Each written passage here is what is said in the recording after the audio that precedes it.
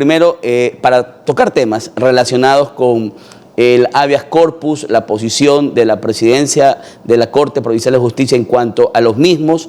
El 21 de abril de este año, la señora presidenta hizo un pronunciamiento en una rueda de prensa pidiendo que se declare en estado de emergencia a la función judicial. Entonces, este punto y efectivamente todo lo que ha venido luego de los habeas corpus hasta el 9 de mayo, que fue parte de una rueda de prensa dada por el comandante de la policía, Fausto Salinas, van a ser tocados en esta entrevista. Primero, muy buenos días, señora presidenta.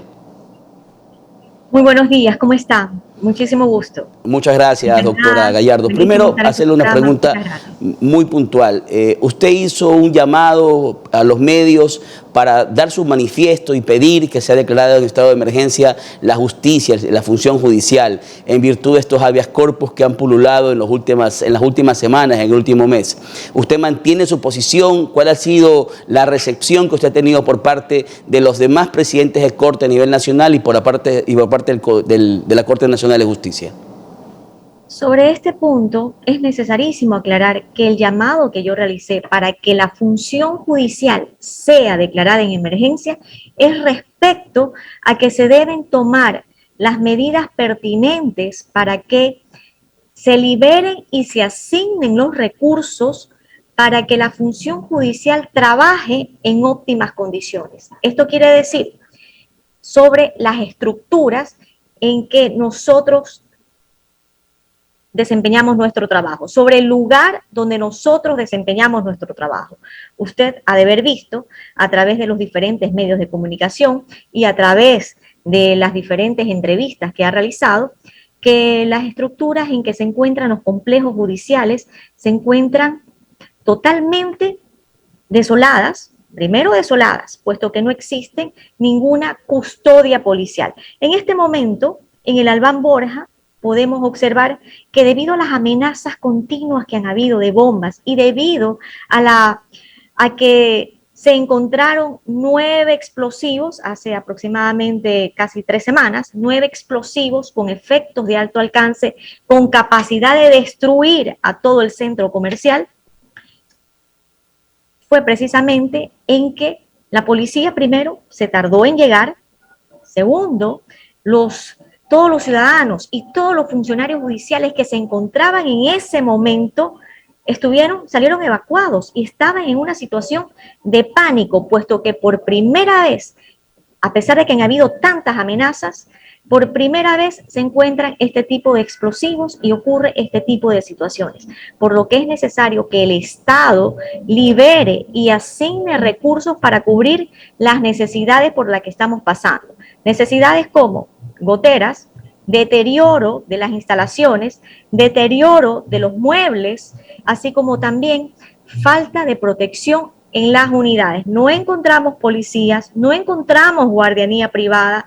El complejo judicial de la Florida es un lugar absolutamente desolado. Ya existen denuncias de los jueces y los jueces nos han comunicado del peligro por el que pasan cuando están realizando los turnos, especialmente en horas de la noche y de la madrugada.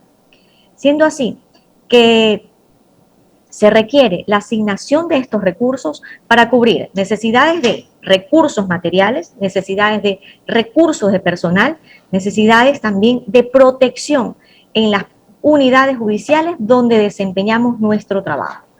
Al respecto, también quisiera hacerle conocer que tanto la directora provincial del Consejo de la Judicatura como esta presidenta hemos dirigido un oficio al presidente de la República de que se asignen los recursos necesarios para solventar las necesidades por las que estamos pasando. Y en cuanto a la protección, también es importante hacer reconocer que hemos tenido reuniones personalmente con el general de la zona 8, hemos tenido también reuniones con el gobernador solicitándole que se realice el patrullaje por todas las unidades judiciales y patrullaje no solamente en el vehículo de la policía, sino de que de manera de disuasión los policías también ingresen a las unidades judiciales y de esta manera, tanto los funcionarios judiciales como las personas que acuden a realizar las diversas diligencias puedan sentir un poco de protección, a pesar de que en este momento, lamentablemente, y es una realidad innegable, que el nivel de delincuencia ha aumentado en nuestra ciudad. Señora Presidenta, voy a compartir con usted un byte de una entrevista que el día de ayer, de anteayer, el comandante de policía Fausto Salinas dio en Teleamazonas para su comentario. Por favor, si nos pasa producción. Una persona que estaba detenida en la cárcel de La Roca. Ya. Por un habeas corpus fue obligada a ser trasladado a otra cárcel, en este caso la cárcel de Santo Domingo. La presencia de esta persona en la cárcel de Santo Domingo genera esa sensación de pugna y de violencia. Si las autoridades que tenían que tomar las decisiones judiciales no lo hubieran permitido, seguramente este evento no hubiera pasado. Es el PPL Anchundia. Señora Presidenta, por favor, si podemos pasar al... Señora Presidenta, pareciera entonces que fuera responsabilidad de las autoridades judiciales otorgar los habeas corpus y ya no de la policía el prestar evidentemente las garantías para que no existan este tipo de amotinamientos que ya nos tienen cansados los ecuatorianos. ¿Es el habeas corpus el responsable de lo que sucede en las cárceles del Ecuador?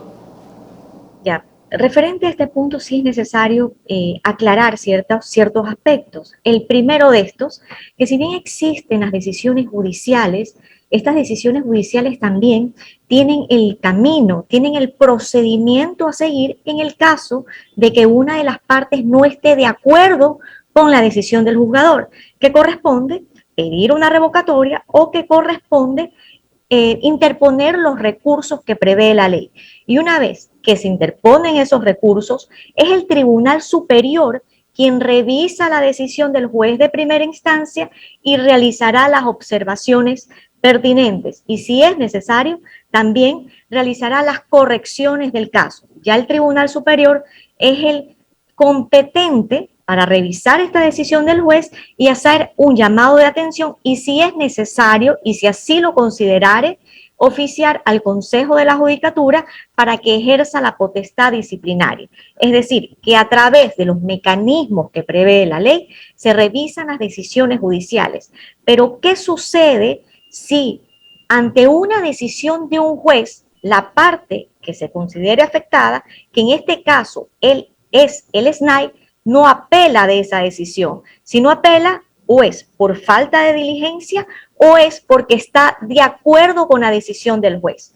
Pero aquí, y es necesario especificar otro punto que creo que también es importantísimo, porque los jueces no somos responsables de lo que suceda en el interior de las cárceles. Es decir, como instituciones debemos responsabilizarnos de lo que tenemos a cargo.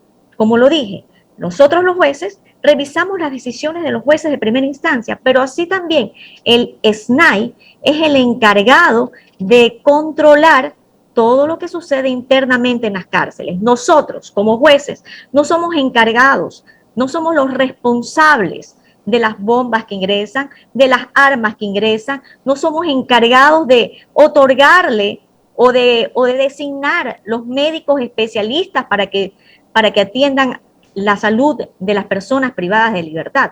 Cada institución debe asumir con responsabilidad las funciones que se ejercen, puesto que lo que sucede, la crisis carcelaria, lo que está sucediendo actualmente, el ingreso de armas, el ingreso de explosivos, las matanzas, eso no es responsabilidad de la función judicial. Aquello no es responsabilidad de los jueces. Que cada institución asuma la responsabilidad que le corresponda.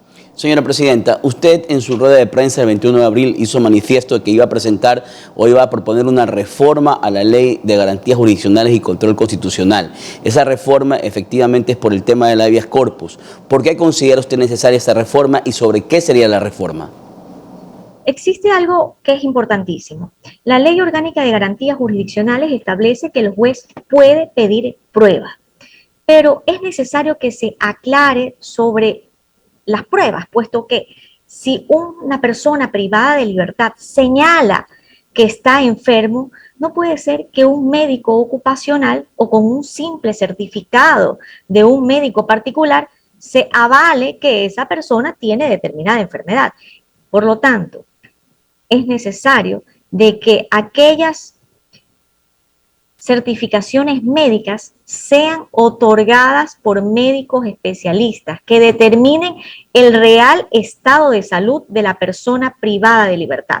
Por lo tanto, yo sí considero necesario que aquello que se indica que el juez puede abrir una etapa probatoria debe ser de carácter obligatorio, de tal manera que el juez tenga el verdadero sustento para emitir una decisión. ¿Qué sucedió, por ejemplo, en el caso anterior, en el primer caso que salió a la luz, en el caso de la persona privada de libertad, alias Junior? El juez en ese momento, en vista de cierta documentación, consideró de que era necesaria para enviarlo a una casa de salud, pero posteriormente, en el recurso de apelación, cuando la Sala Penal de la Corte Provincial de Justicia revisó esa documentación, la Sala estableció que aquella documentación no era suficiente y que por lo tanto aquella persona privada de libertad bien podía ser atendida en el centro de privación de libertad. Por lo tanto, para que una persona privada de libertad sea o requiera tener toda la atención de salud, sí es necesario que el Estado también tome asunto, puesto que es necesario que existan, que se nombren, que se designen médicos especialistas y que realmente a través de una pericia científica se determine el estado de salud y se determinen las condiciones en que se encuentra esa persona privada de libertad. Señora Presidenta, una última pregunta. Usted ha tenido una carrera ya está como presidenta de la Corte Provincial de Justicia del Guayas, una mujer preparada, una mujer joven, que le ha dado pues efectivamente otra fase a la presidencia de la Corte Provincial de Justicia. ¿A usted le interesaría ser fiscal de la Nación en algún momento? Bueno, una pregunta bastante interesante. Ahora yo básicamente estoy proyectada en la presidencia. Creo que es una tarea bastante dura que tengo por cumplir y quiero sacar a la luz lo mejor que tenemos como Corte Provincial y dejar por sentado que en nuestra Corte Provincial también existen buenos jueces, que también en nuestra Corte Provincial encontramos excelentes fallos por parte de nuestros funcionarios judiciales.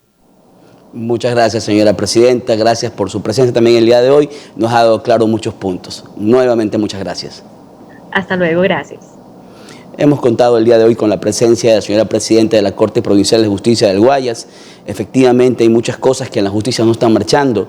Coincido aquí de manera personal con lo que manifiesta en cuanto a que no se le puede echar la culpa a los jueces ni a las decisiones jurisdiccionales, peor a las decisiones constitucionales de algunos jueces que concedan habeas corpus, que por cierto es una herramienta judicial, una herramienta jurídica que se encuentra en nuestra Constitución y de las más antiguas en el mundo.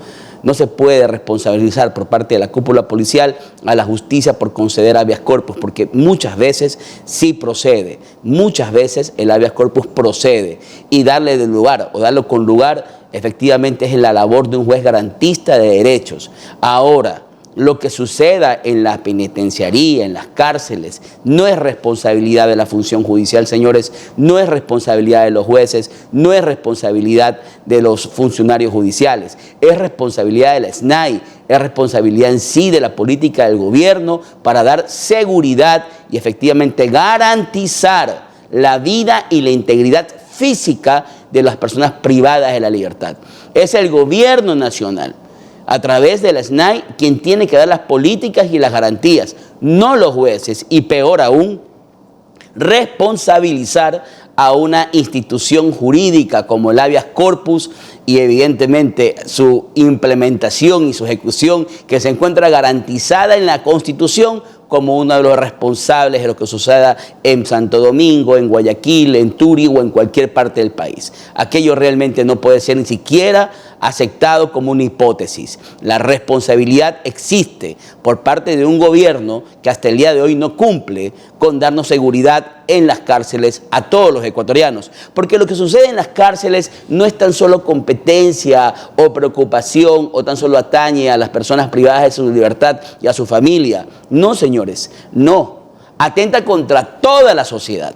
Porque lo que sucede ahí efectivamente es una de las tantas uno de tantos factores que demuestran que nuestro país se encuentra debilitado en su estructura como Estado. Y es justamente lo que tenemos que, desde espacios como este y espacios de entrevistas como la que hemos realizado con la señora presidenta de la Corte Provincial de Justicia de Guayas, dar a conocer a la ciudadanía.